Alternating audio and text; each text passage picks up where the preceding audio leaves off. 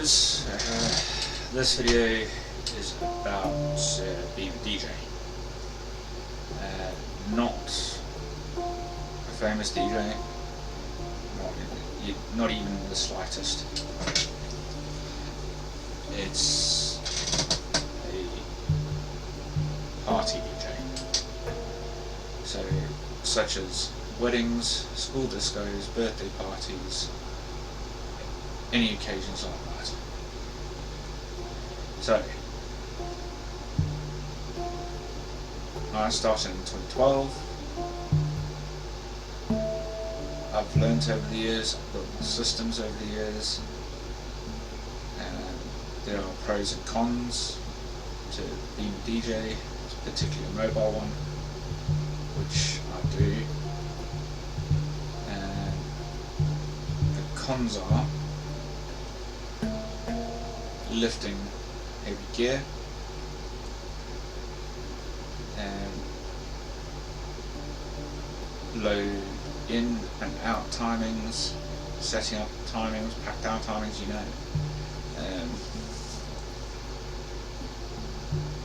the odd placements as well.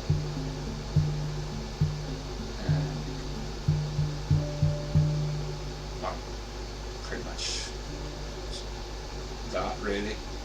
The pros are seeing all those people having a good time, and seeing them happy, enjoying themselves, getting merry, and it's like, every time I see that, it makes me happy. It's like, as soon as I finish for the night, I do get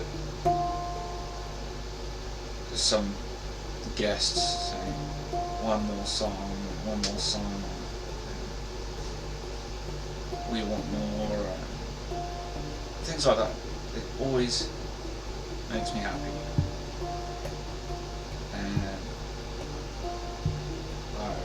Once I've packed everything down and loaded into my van, and I go off home, driving at night, quiet roads, and that's when I can relax, just enjoy the drive, knowing that I've done a good job. Even if I don't get any people dancing on the dance floor all night, but they're enjoying themselves, doing what they want to do, they've enjoyed themselves. Even if I don't get one more song, we want more. If they're happy, I'm happy. And it's like, when I was doing a residency, and in the 3 years I had it before the venue shut down and changed, and there's this one bride, I can't remember her name. Even if I did remember her name, I wouldn't have told you anyway. But she got, well, obviously it was her day, but she got so drunk. She was merry and happy and stuff like that, and she came around behind the booth asking for a song. I said, sure, not a problem, and I knew instantly she was pissed, basically. So, with me being sober, doing my job, I literally had my hand sort of in between a curtain wall and her, and just in case if she did fall backwards, I could grab onto her and just keep her steady.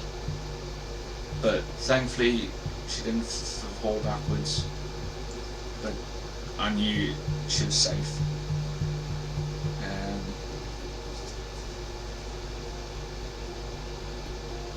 So she went on having a good time. And then sort of 15 minutes later she came back. A little bit more uneasy on her feet. So I did pretty much the same thing. Just having my hand there, not even touching her, just getting ready just in case, like. And she lost her footing a little bit.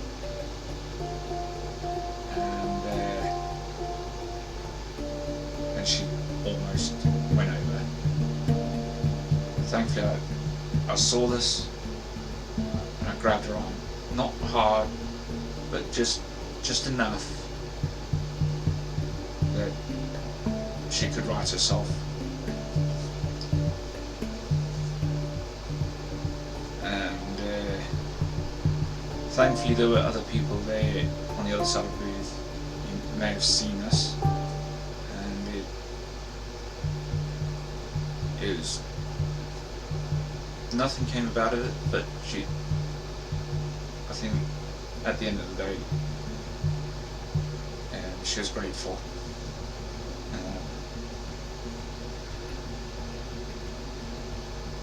With that instance,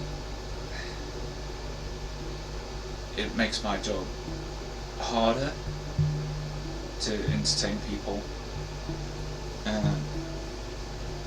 because I'm not just looking out for my gear, I'm looking out for them, because anybody who crosses the line behind to come behind the booth, they're my responsibility, because obviously there's some loose cables that need to be loose anyway.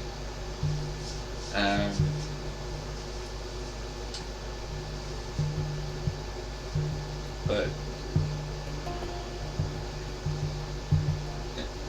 in the terms of who's allowed behind the booth, it's only the DJ and the staff who work at the venue. Regardless of what venue it is, it's only the DJ and the staff. Regardless. But if you as a guest has permission to come behind the booth by the DJ, then you're more than welcome to come behind the booth.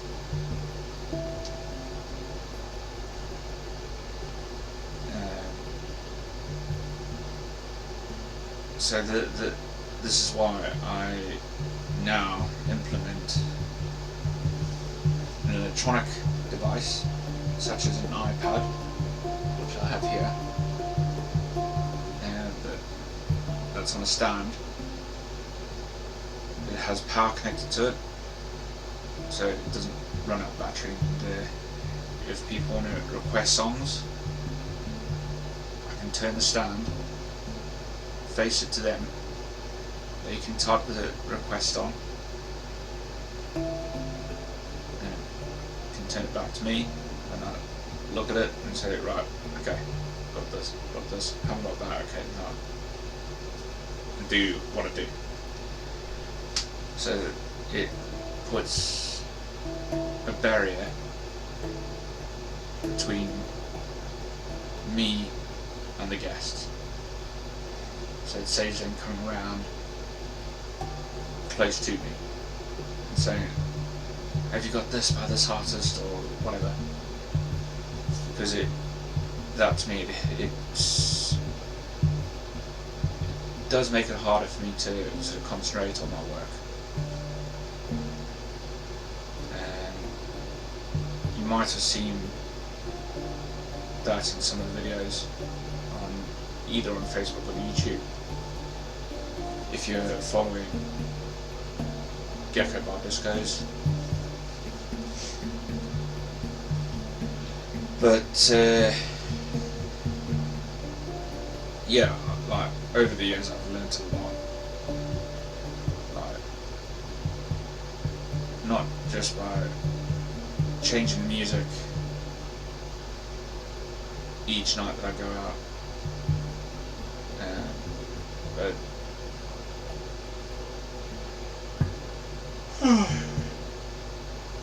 by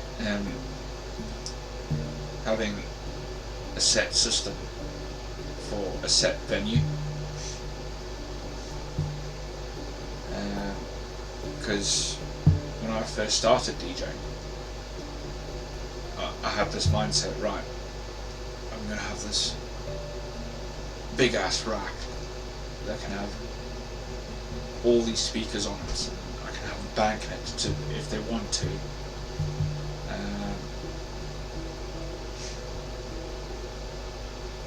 And then when I got a 21st birthday party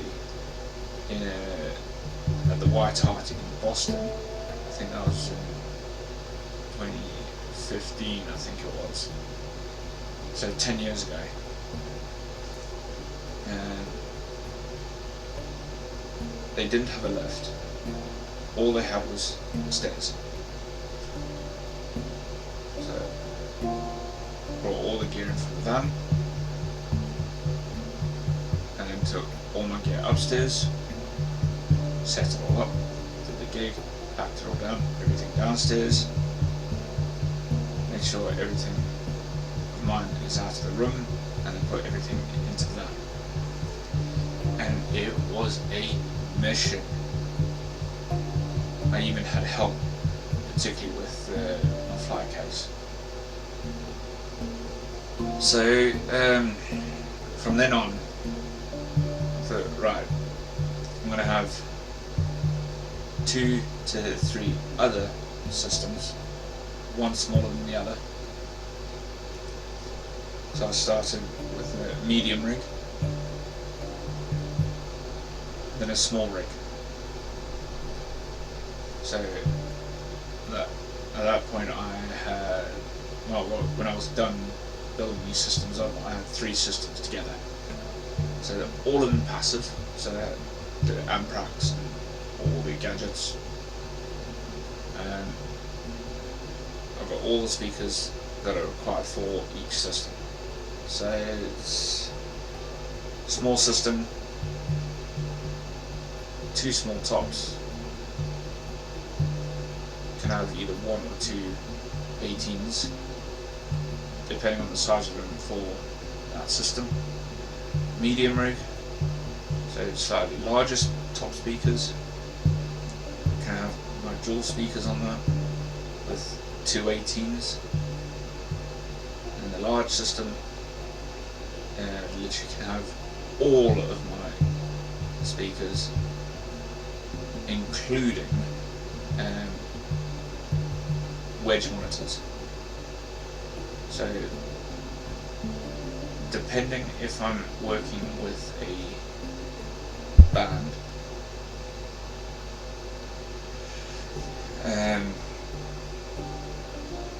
if the band is connected to my setup, I can add in extra wedge monitors. So I can have 4 wedge monitors on one amp. So 2 wedge monitors for the band, or 2 to 3 wedge monitors for the band and 1 for me. So it's or 2 for the band, 2 for me, depending on the size of the band.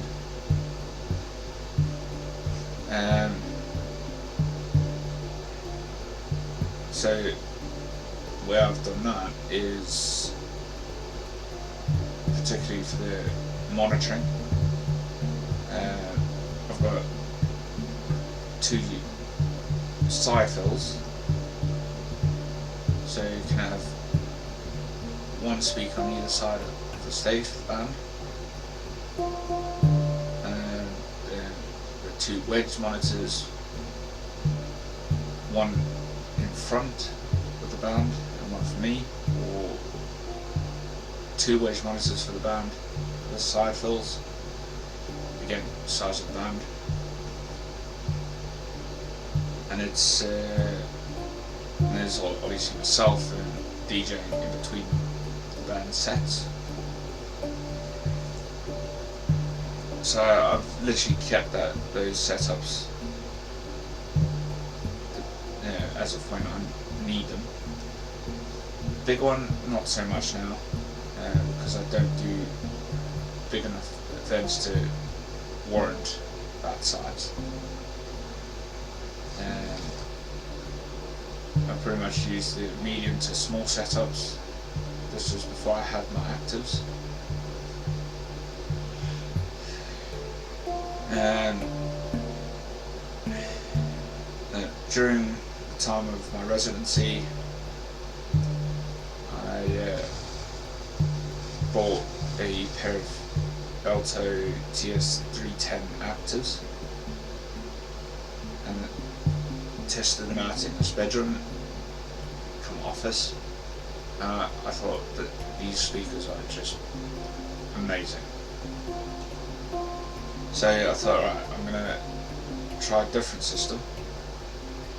And it was a dual system.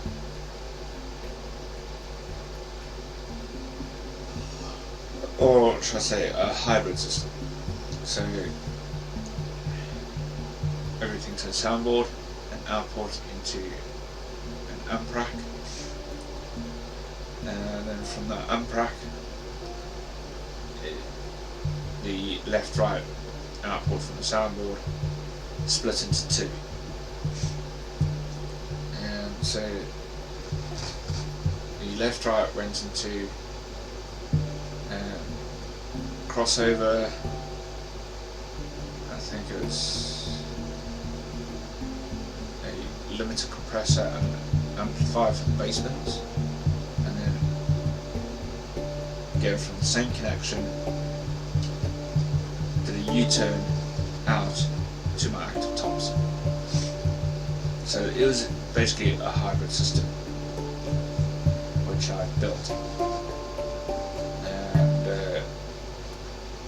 After about a year,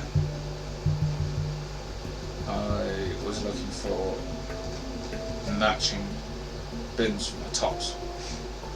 So I decided to buy Alto TS318S. So basically two 18-inch subs, actives. And I tried them out.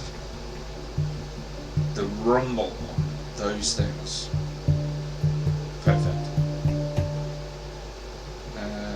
So I hooked them up to my tops, got the settings, put them into place, and notched the volumes up bit by bit. After the fourth time, had them on full, and literally I could see the house light dimming because of the power of these subs. And that's when I decided, right, I'm going to tear apart this hybrid system and literally use these gadgets, like the amplifier, crossover, and the compressor, into a home cinema come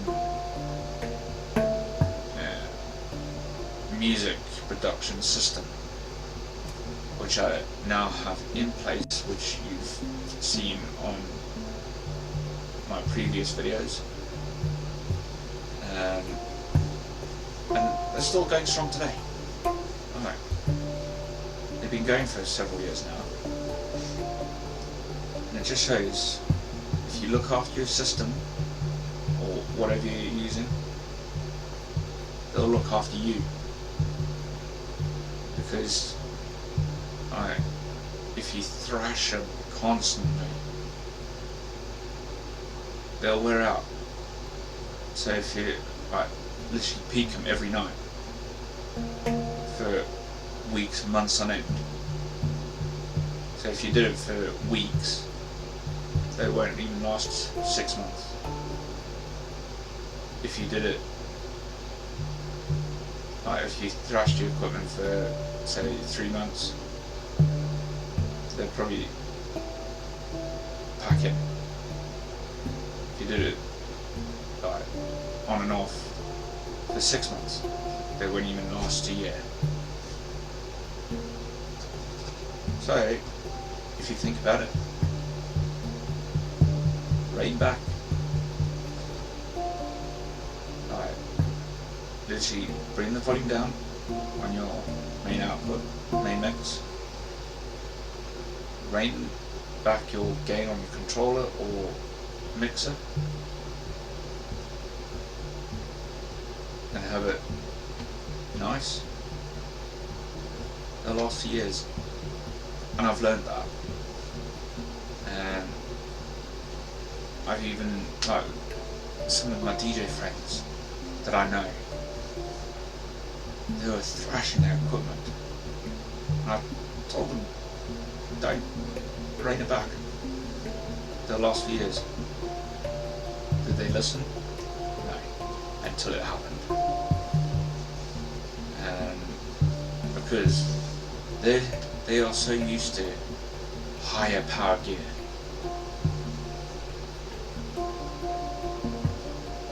There's no need. So even so, at one of my residency before I became resident, a DJ friend of mine was DJing a wedding, and I had my passive gear in place, and 2 passive bins, 2 dual passive tops, and he had it set higher than normal, and I didn't have a limited compressor in place at the time, and I was standing next to one of my stacks on the left side as you're looking out to the guests, and I could smell burning, and it was from the coils, and I literally snapped into place, and I told him, turn it down, I can smell the coil. And he did, and I smelled nothing after that. And he's learned his lesson, because he was using my gear at the time, and I was there. And ever since then I've literally put in all of my passive gears, limited compressors, just in case somebody used it. And now I've got my active rig, all my active speakers. I've got a flat case, and I've put all the gadgets that I need, so wireless microphone, a drawer, soundboard, and 1 or 2 other things in it. And it's literally, in fact, I've installed a little bar with all the connections on it that's required. And seriously, it is so easy to set it up. Speakers into place, table in place, stand in place, flight case in place, laptops in place, controller in place, connect it all up through the hole in my table, and once it's all set up, it's ready to go. But I am looking into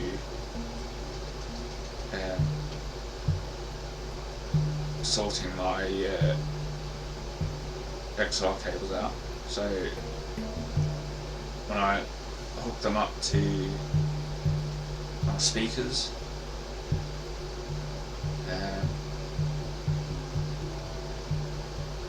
and then I can sort of tie the cables to the poles, and then cable tie from when the top cable isn't connected to the sub to the cable that's connected to the soundboard,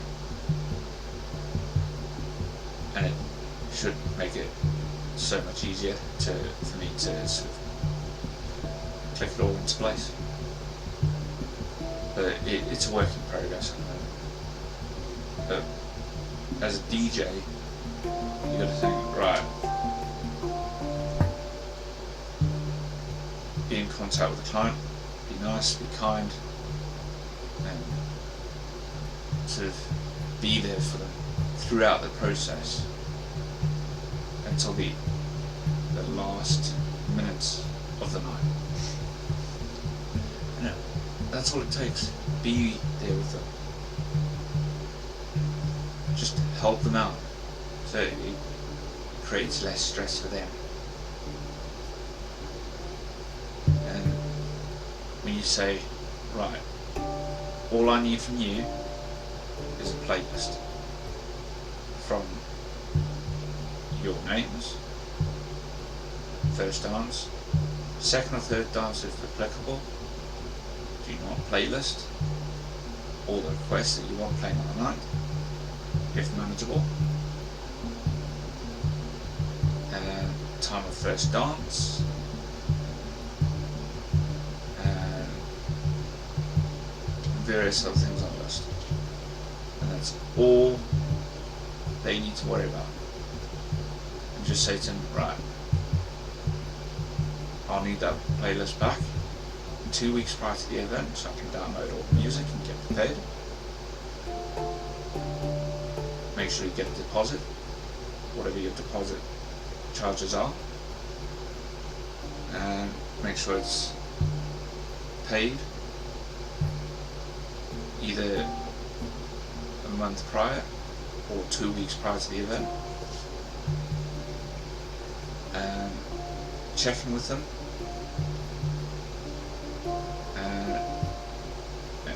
and at one point when it's 2 weeks prior to the event, check in with them, make sure, just check with them if they have done the playlist,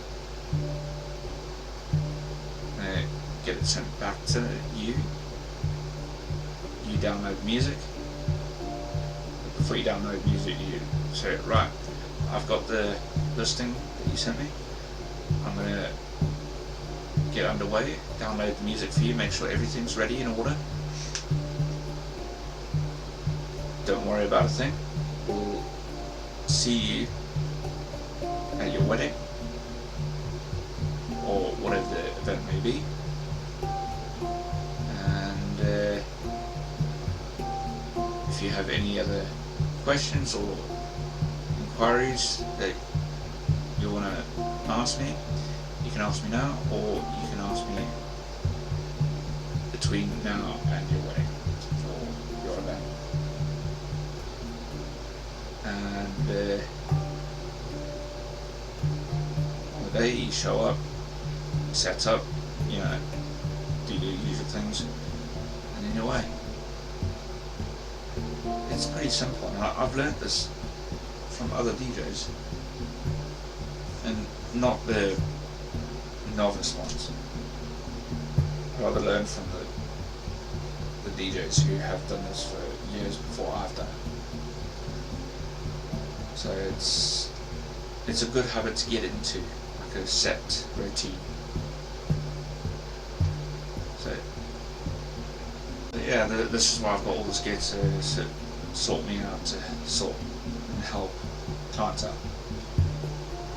Anyway, guys and girls, I hope this is a learning thing for you if you're an aspiring DJ. But soon you'll be seeing my gear, what I've got, and what needs to be updated and stuff like that. So that's a future video to come. I don't know when I'm going to put it out, but you'll see. Anyway, take care guys. Catch you soon.